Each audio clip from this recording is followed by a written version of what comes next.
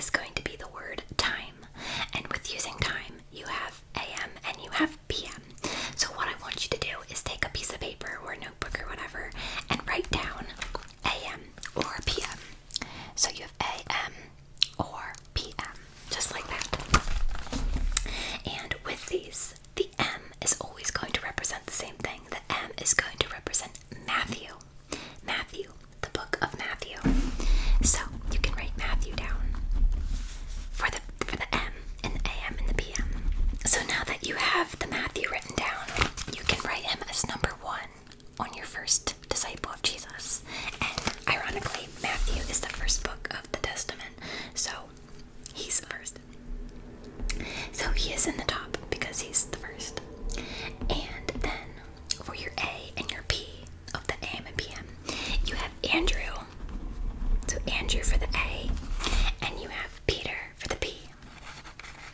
And you can go ahead and fill these in for your 2 and 3 spots for your disciples. So you have Andrew, and then you have Peter. Okay, so now you have 3. You've already memorized 3 with using AM and PM.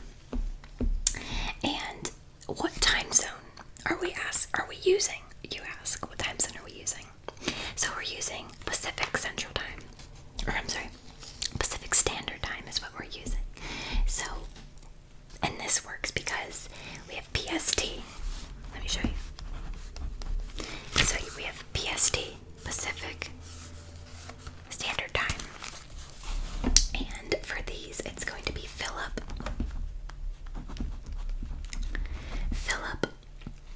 Simon, and Thomas. Philip, Simon, and Thomas.